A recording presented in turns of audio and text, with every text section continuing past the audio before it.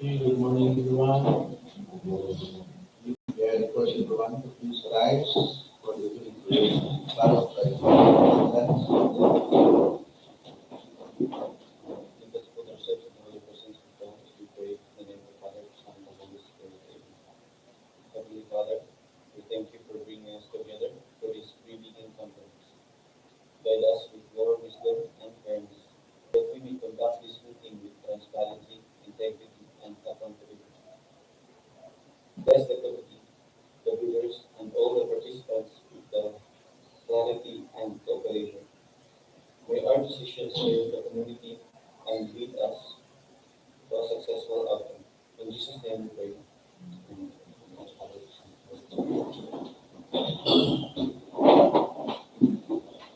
For the attendance, this is President William Poe, Claudio Arcayan Engineer, Present.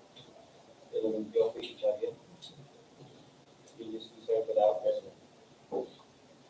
Marino Will Rosines, Anyano Bujunan, Maria Lea Agsoy, Maria P. Manuel, Maria Giselle Solovican, Milo Belandingi, Present.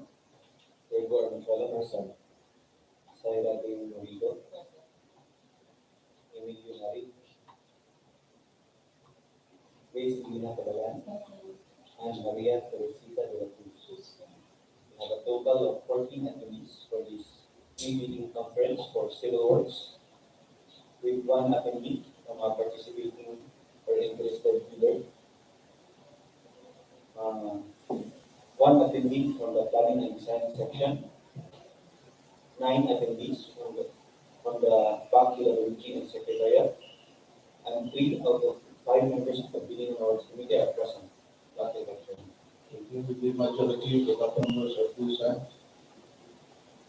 presence of technical working group, Secretariat, speaking with their representative from the planning and design section. This back meeting for private conference.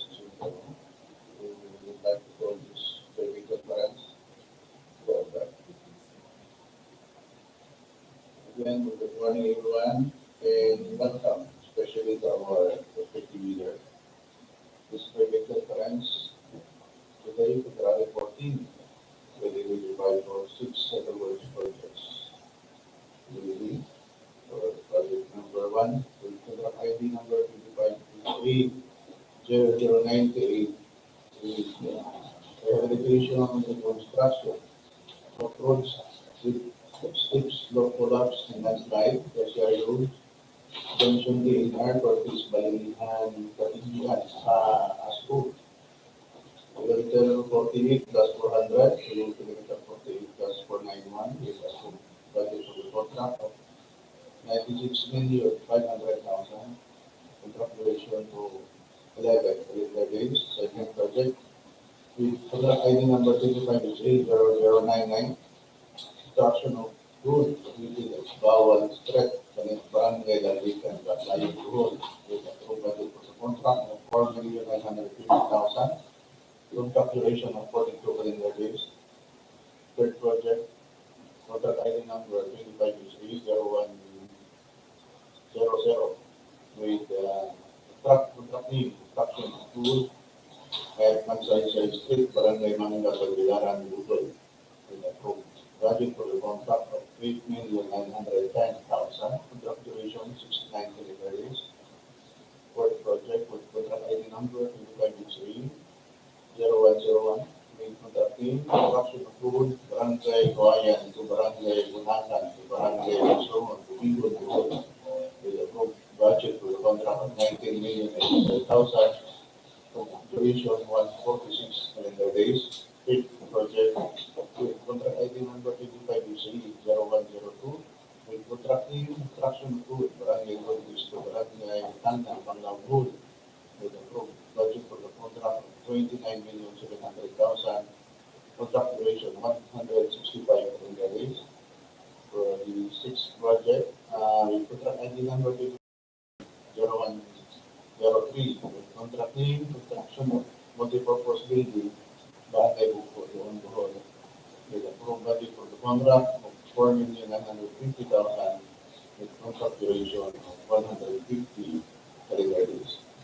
So for the details and scope of the project, of the presentation, discussion, we will give the floor to the Chief of Planning Design Section. Thank you, Mr. Chair. Good morning to each and everyone. Morning. To proceed with the further details of these projects, please allow me to discuss first the project with number ID number 25HA0098, also known as Rehabilitation and Reconstruction of Roads with Steep Slope Collapse and Landslide Tertiary Roads Junction TNR, Cortes-Balilihan-Catigbian-Macaas Road, kilometer 48 plus 400 to kilometer 48 plus 491. We contract duration of 211 calendar days and an approved budget for department sum and maintenance of the office for the engineers and month provision of 4x4 pick-up type service vehicle for the engineer 1 unit. General requirements are budget report cycle 3 each for occupational safety and health program, traffic management, and mobilization all in one lump sum. Earthworks, we have clearing and gravity, 0.10 hectares, surplus common excavation, 106.6 cubic meter. Sub-base force, aggregate sub-base force, 12.5 cubic meter, drainage and snow protection works. Reinforced steel, 840, 10,078.1 kilograms, structural concrete, 20.68 megapascal, glass pavement is base, 90 cubic meter, granite bedding, 272.7 cubic meter, erosion control mat type for 2,376.6 square meters. Survey insert after draining type 8,248 linear meter. Height receiving 2,376.6 square meters. Wire mesh high tensile 2,376.6 square meters. Steel plate and mat without washer 1,993.6 kilograms. Geotech type 307.3 square meters. Polyethylene PE plastic pipe, 1 lump sum, structural steel sheet transfer, each 125 meters. Structural steel sheet piles driven, 130 meters. Metal guardrail, metal beam, including full single WP, 50 linear meter. Metal beam and piece windows 2 each. That's all for this project. Indications, notifications from was 50 meter. Meter. Hearing none, please proceed to the cycle. For the next, thank you, Mr. Chair, for the next project with contract ID number 25HA0099, also known as construction of road located at Bawal Street, Barangay, Landican, Baclayon, Bohol, with the contract duration of 42 calendar days and a full budget for the contract of 4,950,000. For the scope of work, we have facilities for the engineer, provision of his office for the engineer rental basis, 1.4 month of duration and maintenance of the office for the engineer, 1.4 month. Under general requirements, project report signboard 3 each for occupational safety and health programs, office management, mobilization, demobilization, all in one lump sum. Earthworks, we have removal of actual structures, obstruction, 15 meters thick, PCCP and reinforced, 95.4 square meters. Removal of aqua structures obstruction 610 mm diameter RCPC 5 mm. Surplus common excavation 1,645.6 cubic meter. Structure excavation common soil 14.1 cubic meter. Foundation feed 0.3 cubic meter. Pipe culverts and drain excavation common soil 15.10 cubic meter. Embankment from roadway structure excavation common soil 23.5 cubic meters. And grid preparation common material 1,647 square meters. Sub-base and base courses, aggregate sub-base course, 115.5 mm. Surface courses, Portland semi-concrete pavement and reinforced 20 meter thick, 14 days, 1,016.6 square meters. Drainage and slope protection structures, we have reinforcing steel grade 40, 26.4 kilograms, and for grade 60, we have 84.7 kilograms. The structural complete 20.68 megapascal, cast A-20 days, 1.5 cubic meter. Miscellaneous structures were reflectorized from plastic pavement markings white, 57.5 square meters. For pavement markings yellow, we have 4.4 square meters, roadway lighting, one lump sum. For CW2, drainage and slope protection structures, stone masonry 115.8 cubic meter. That's all for this project, Mr. Chair. Any clarifications, questions from 50 meters? Hearing none, please proceed with the project. Thank you, Mr. Chair. For the next project, with contract ID number 25HA0100, also known as construction approved at Magsaysay Street, Barangay, Manga, Tagbilaran, Bohol, with a contract duration of 69 calendar days and an approved budget for a total of 8,910,000. For the scope of work, we have facilities for the engineer provision of the office for engineer rental business, 2.3 month operation and maintenance of the office for engineer, 2.3 month. Other general requirements, project group by December 3H, occupational safety program, traffic management, mobilization, demobilization, all in one month. Earthworks, we have removal of actual structures, construction, 20 meter thick PCCP and floors, 864 square meters. Surplus stone excavation, 1,713.2 cubic meter. Structure excavation cover soil, 7.1 cubic meter. Foundation fill, 0.10 cubic meter. Embankment from road structure excavation, common soil, 6.2 cubic meter. Subgrade, preparation common material, 3,408.9 square meter. Sub-base and base course, aggregate sub-base course, 930.5 cubic meter. Surface courses, 4,700 complete payment at 8 course, 120 meter deep, 14 days, 9.7 square meters. For 0.22 meter deep, 14 days, 3,074.4 square meters. Drainage and storm protection structures, you have unit 416, from grade 14, you have 13.2 kilograms, from grade 16, 42.3 kilograms. Structural concrete 20.68 megapascal class A, dash 28.7.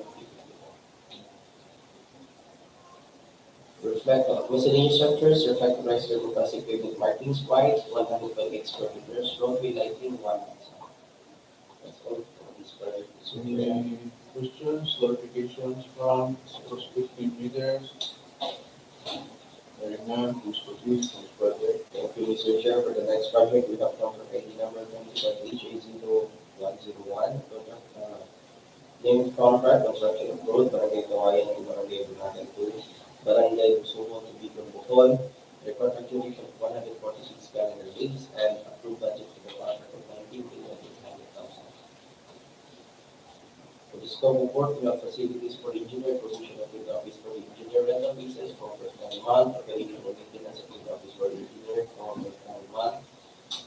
Other general requirements, project due for cyber, DPWH, occupational safety and health program, traffic management, mobilization, demobilization, all in one month.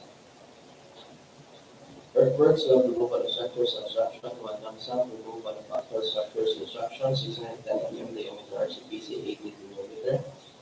Surplus stone excavation, 2,660 cubic meter, structure excavation. Common soil, 70.6 cubic meter, foundation fill, 1.2 cubic meter. Removal of actual structures, construction, 610 mm diameter RCPC, 18 mm. Embankment from roadway structure excavation, common soil, 194.7 cubic meter.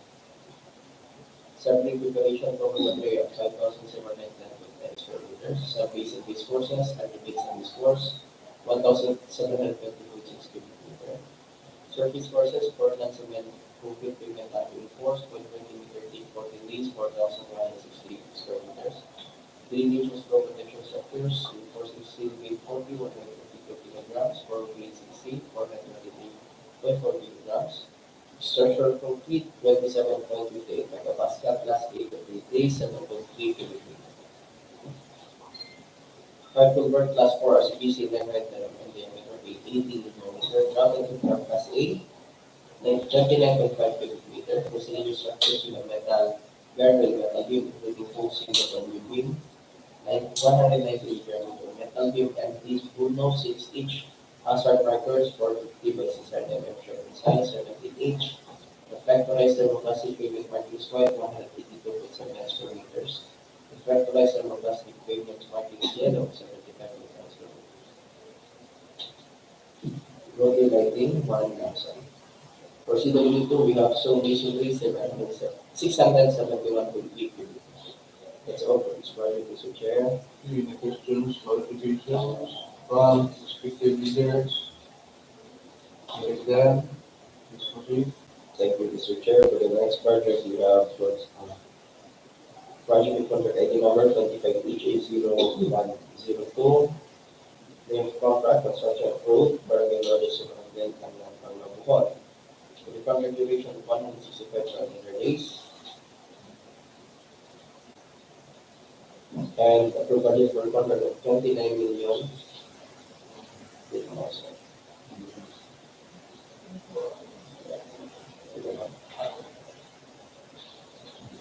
With a approved budget for a contract of 29,700,000.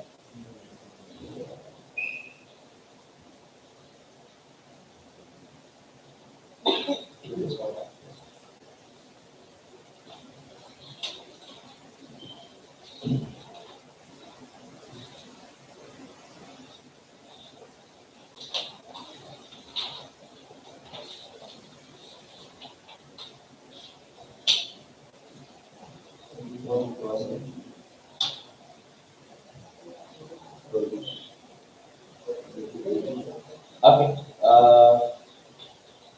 let's proceed. First, with the project with contract ID number 25HA0103, also known as Construction of Multipurpose Building Barangay, Bugho, Bohol, with the contract duration of 150 calendar days.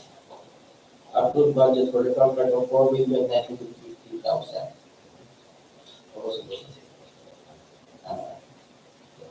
ABC. For the scope of work, we have facilities for the engineer, provision of field office for the engineer, rental leases, 5 months, operation and maintenance of field office for the engineer, 5 months. Other general requirements, permits and clearances, 1 lump sum.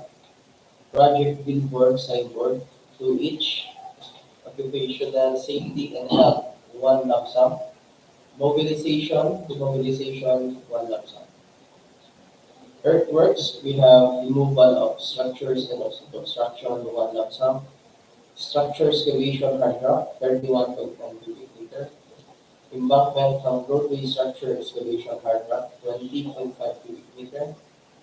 Gravel field, 1.3 cubic meter.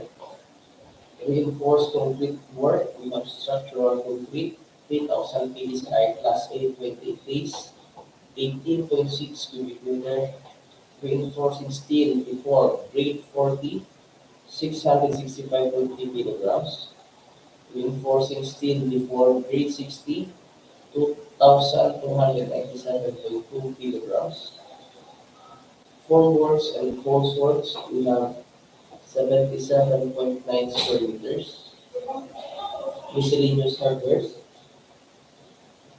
Metal structure accessories, 1 lump sum. Metal structure accessories per Bawal, 56 inch. Metal structure accessories cross bracing, 682.1 kilograms. Metal structure accessories steel plates, 2,014 kilograms. Structural steel, 1 lump sum. Structural steel classes, 11,415.6 kilograms. Structural steel furnace, 2,458.3 kilograms.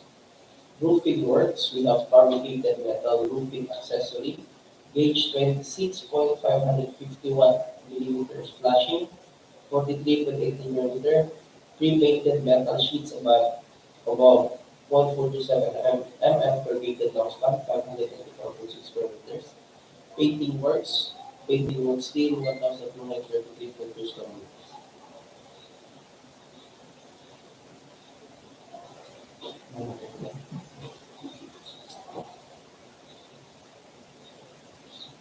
Okay, that's all.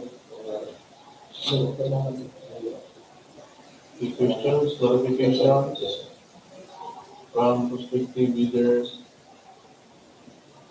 Hearing none, please proceed. Ms. Blanca. For the last but not least, project with contract ID number 25HA0102, construction of road Barangay Lourdes to Barangay Tangnan, Panglao, Bawal, with a contract duration of 165 calendar days, and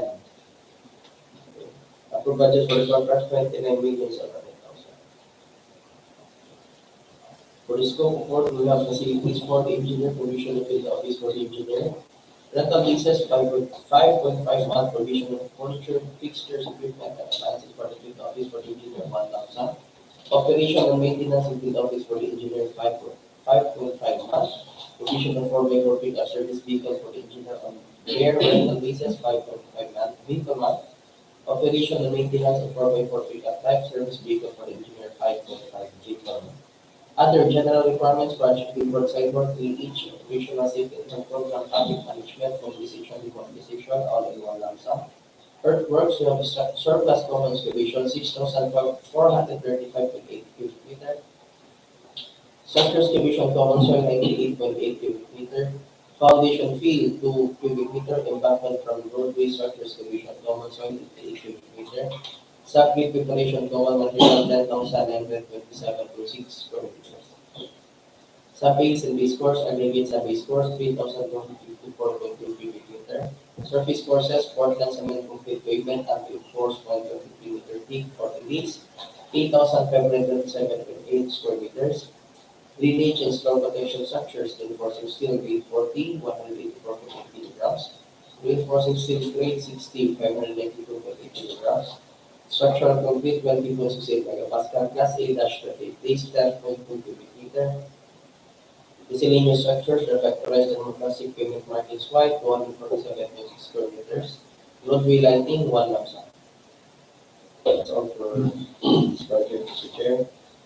Any questions, clarifications from prospective readers? Hearing none, please proceed to the bidding requirements.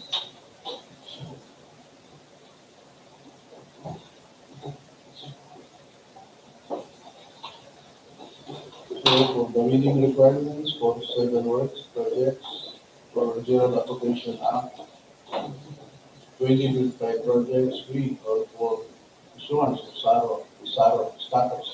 The procuring entity shall not award contracts for procurement projects until discretion allotment or release of SARO has been issued, secured, or released. For the review of requirements of bidding documents, the contractor shall use the prescribed standard forms, postage, internships, and DPWH website to issue the bid documents. Each bidder shall submit one original of the technical proposal and one original of the financial proposal and clearly mark each as original technical proposal and original financial proposal. In addition, the bidder shall submit 2 copies of the technical proposal and the financial proposal and clearly mark them copy number 1 and copy number 2 technical proposal and copy number 1 and copy number 2 for financial proposal. In the event of any discrepancy between the original and the copies, the original shall prevail. The bidders are encouraged to have their bid documents neatly bound by designated verbal sequence and provided using ordinary tags to facilitate the examination of the bids. Review of documents to be submitted to the bidder with form, technical, and financial proposals. The technical proposals are contained but not limited to the following: ticket license and registration and joint venture agreement if applicable. The organizational chart for the contract and not the firm's organizational chart. The org chart shall reflect the key personnel assigned to the contract. List of contractors, personnel, example, project manager, project engineers, materials engineer, safety officer, and foreman to be assigned to the contract with the complete qualification and experience data. Also to be attached to the letter of nominee, certificate of employment, and the data for its key personnel. On them, next, omnibus sworn statement in the specified form. Then next is list of contractors, major construction and laboratory equipment units to be assigned to the contract, supported by certificates of availability using the prescribed format. To be attached are copies of sales invoice, registration certificate from Land Transportation Office for all equipment, certifications from the resource for equipment units under this equipment shall be available for this contract, and certifications from the vendors of equipment units under purchase agreements shall be available for this contract. Contractors should have reference for his equipment or indicate location for verification. The contractor shall include his laboratory equipment that it links to the contract. This laboratory apparatus equipment should be enumerated during the day. The financial documents shall contain the bid form, bid prices, detailed estimates, summary sheets including construction materials unit prices, labor rates, and equipment rental rates, and cash flow by quarter. The bidder shall submit to the procuring entity as part of its bid security declaration or any form of bid security in an amount equal to a percentage of the approved budget for the contract in accordance with the following amount. Number one, cash for cashiers or manager's check issued by a universal or commercial bank, minimum amount of percent of the approved budget for the contract. Second, bank draft guarantee or irrevocable letter of credit issued by universal or commercial bank for percent of the receipt. Third is surety bond, pullable demand, issued by a surety insurance company to be certified by the insurance commission as authorized to issue such security 5% of the receipt. The explanation of criteria for eligibility screening, preliminary examination of bids, evaluation of bids, and post-qualification. To be eligible for the contract, the contractor must meet the following eligibility requirements: Tertiary, Filipino citizen, or 75% Filipino-owned partnership corporation with license indicated in the application to bid. Second, completion of similar contract costing of at least 50% of the approved budget of the contract. And third, net financial contracting capacity or NFCC at least equal to approved budget for the contract. Eligibility screening will be conducted electronically by the district office by the procurement engineer. The contractors will attach a screen certificate of platinum registration and membership where Government Procurement Policy Board, Solution Number 15-2021, dated October 14, 2021. The friendship certificate of platinum registration and membership must be updated to the current class age. Eligibility documents covered under Section 8.5.2 of the 2016 revised implementing rules and regulations of the Public Act 91 is required. Failure to comply results in the automatic suspension of its validity. Moreover, the submission of the Class A documents, sample, registration certificate, mayors, business permit, Tangnan, vacant license, and audited financial statements as part of the bid is no longer acceptable. To the Department of Public Works and Highways will use a non-discretionary funds paid criteria in the preliminary examination of bids. The above determines that the bidder with the lowest calculated bid passes all the criteria. Fourth, post-qualification shall declare the said bid as the lowest calculated responsive bid or LCR bid and recommend to the award contract to receive bidder.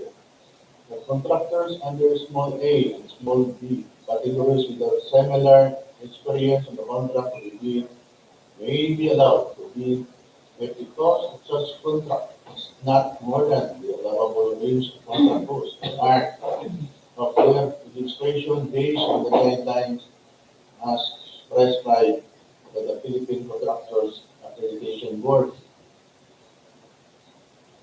The bidder with the lowest calculated responsive bid will be required to submit to the procuring entity within 10 calendar days from his receipt of the notice of award the following documents: notice of award with the bidder signed, confirmed, authority of signing official, board resolution, secretary's certificate. For a joint venture, contractor's vacant license, joint venture license, and joint venture agreement. Next, the program security makes construction methods, Instruction schedule in the form of per CPM diagram or precedence diagram and bar chart in Discord and cash flow. Manpower schedule, equipment utilization schedule, construction safety and health program, contractors all these insurance or carry, latest income tax and business returns. Then for a local contractor, certification under oath stating that the contractor is free and clean of all tax liabilities. In the case of the failure, refusal, or inability of the bidder, the lowest calculated responsive bid through its own fault, the bank will be constrained to post disqualifying the suit bidder and shall initiate and complete the post-qualification process on the bidder with the second lowest calculated bid. Reminders to interested bidders in the Bolivar Department Office for DEO number 9, series of 2012, wherein it states among others that for item 6, the proposed key technical personnel is an employee of the bidder and working on another project at the time of the bidding. The bidder shall submit a certification that number 1, the personnel will be pulled out from the ongoing project once the bidder is awarded a contract. And second, he or she will be replaced with another person with equal or greater qualifications or certified by the head of the implementing office. For item 7, the bidder may propose a technical personnel who is not its employee, provided that the said personnel is required to submit a certification that he or she will work for the bidder if it is awarded the contract under bidding. The certification under item 6 or item 7 shall be included in the first envelope of the sale bid. For DO number 127, series of 2018, wherein it states among others that the results of the contractor's performance evaluation system or CPES shall also be considered by the BAC in determining the responsibilities of the contractor's bid before any award of contract can take place, as stated in item 12.5 Annex E of the 2016 revised implementing rules and regulations of the Republic Act 9184. Therefore, the contractors are enjoined to have their projects evaluated by the Contractor Performance Evaluation System or CPAS. The BAC shall monitor the performance of the bidder in its ongoing government and private contracts for a reported negative slippage of at least 15% in single contract or reported negative slippage of at least 10% in two or more contracts. The BAC has included in the invitation to bid the paragraph from the State Department order stating that if at the time of the post-qualification procedure, the BAC verifies that any of the deficiencies due to the contractor's fault or negligence or so on to Section 34.3 of the 2016 revised implementing rules and regulations of the Public Act number 9184. The procuring entity shall disqualify the contractor from the award without any right to reimburse fees and incidental costs paid for the procurement of infrastructure contract subject of the bid. Module number 30, series of 2025. Guidelines in the preparation of program of works or the POW and approved budget for the contract or ABC. The following items shall not be subjected to OCM and profit markup. Mobilization and demobilization, provision of service vehicle, permits, and clearances.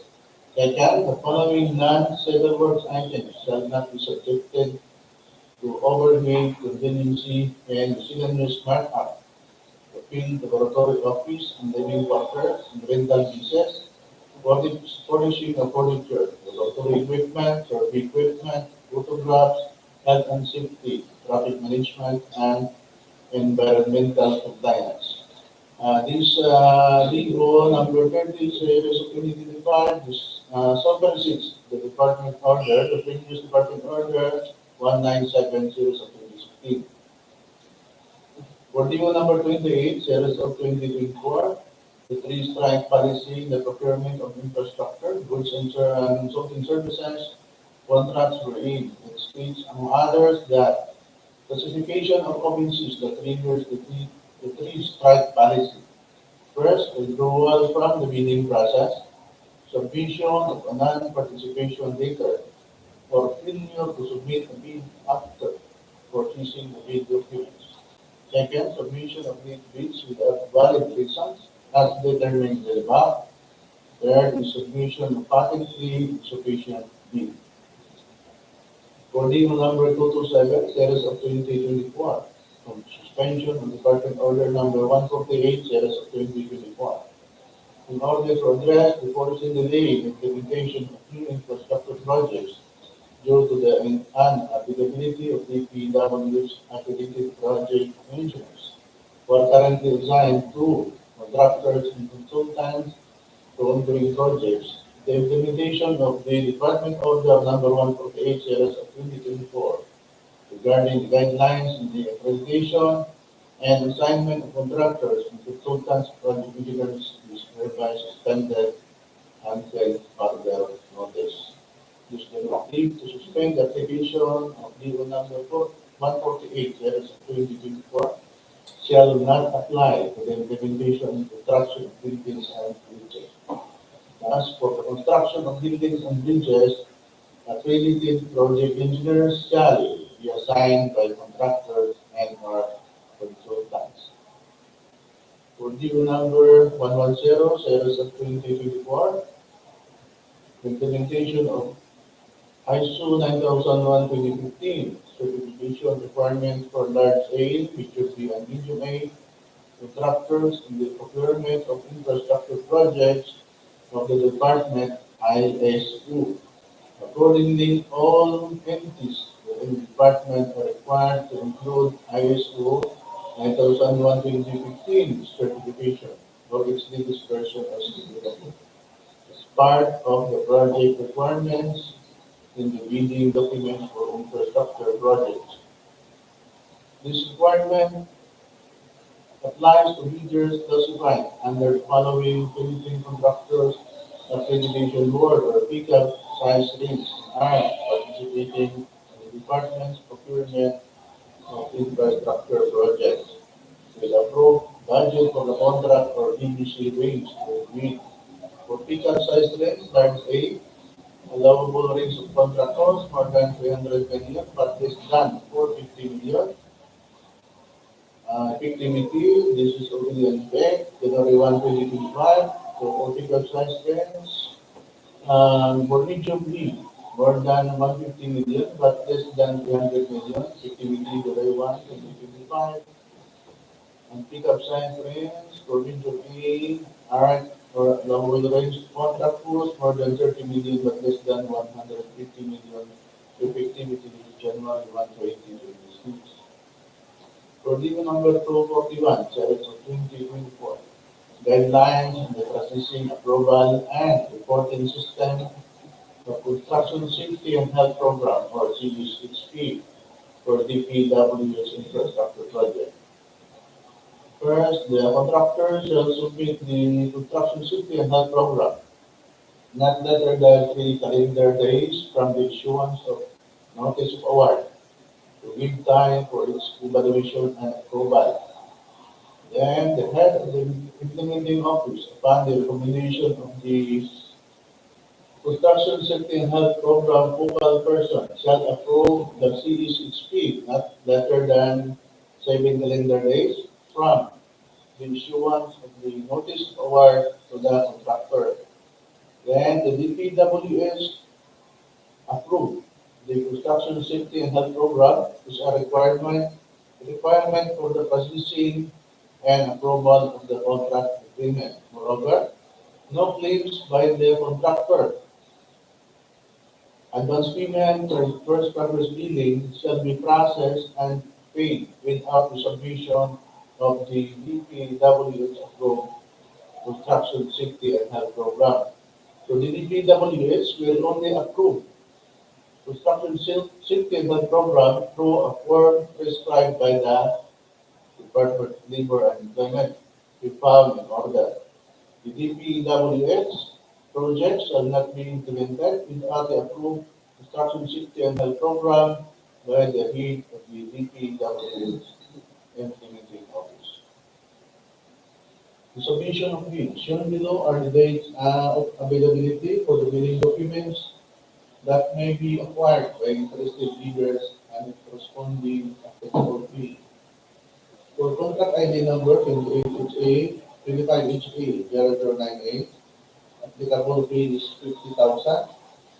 Date of availability for the bidding documents is February 7, 2025, then February 28, until 10 a.m. For contract ID 25HA 0099, applicable fee is 5,000. The same day for the bidding documents available February 7, February 28, 2025, 12 a.m. And for contract ID number 25HA0100, applicable fee is 10,000.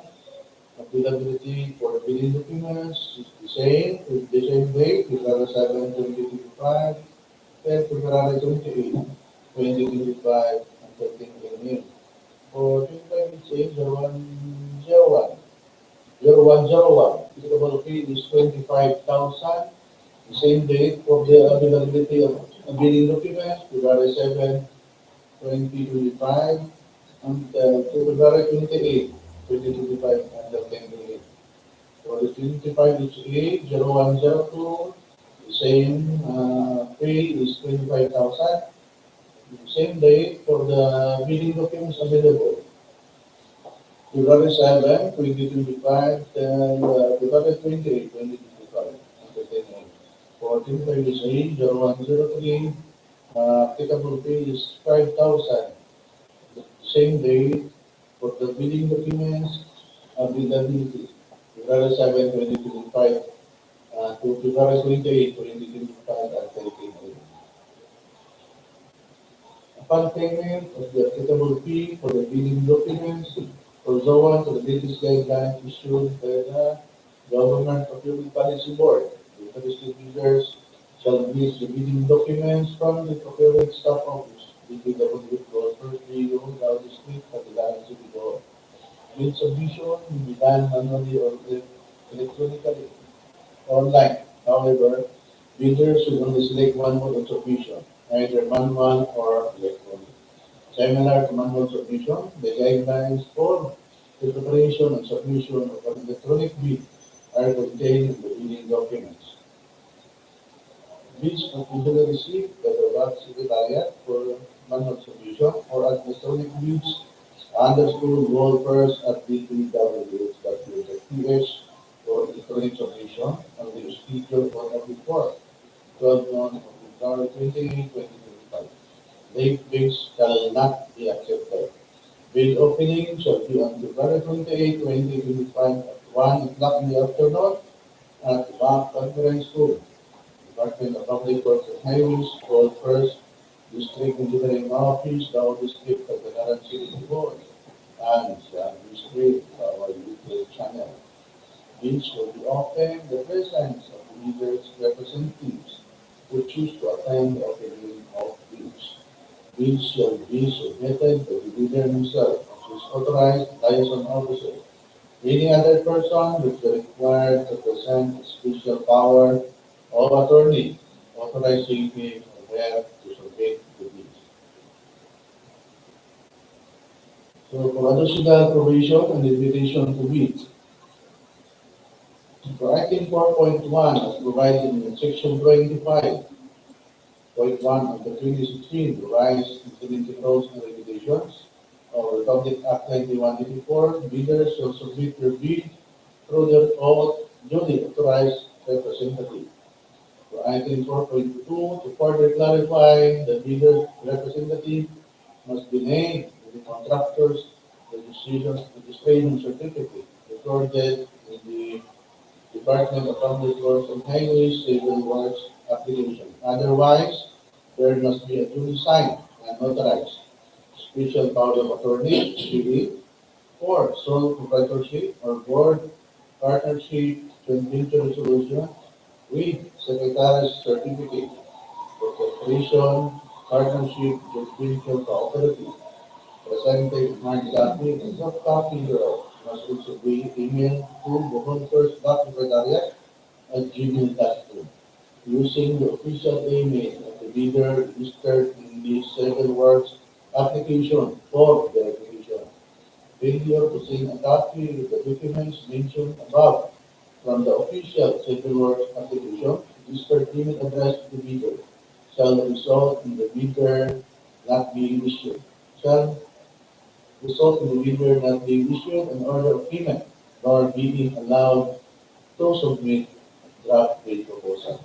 To the Department of Public Works and Highways, Bohol First District Ministerial Office reserve the right to reject any and all bids declared failure of bidding or not award contract at any time prior to contract award in accordance with Section 41 of the Public Act 9194 and its implementing rules and regulations, without thereby incurring any liability to the affected bidder or bidders. For further information, please refer to Ma'am Mary Molin L. Rasiles, the Chief of the Procurement Section, at the same time, Chief of the Staff Secretariat, Procurement Staff Office, DPWH Bohol First District Office, Tagbilaran City, Bohol, or call telephone number 422-8317 with area code 038 or local 62030 or email at email address racines.mary_nolim@dpws.gov.ph or to your colleague, Claudia D. Acayna Jr., the Assistant Engineer, Chief Chairman, Division Works Committee, DPWH First, DEO, or call at telephone number 422-8317 with area code 038 or call local 62004 or at email address at alina.claudio_jr@dpws.co.ph. Any questions, clarifications, comments from respective leaders,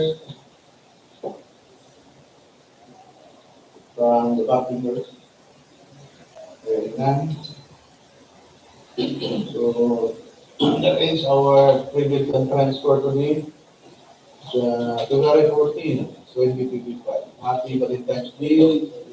The private conference is now adjourned. Thank you and God bless. DEO.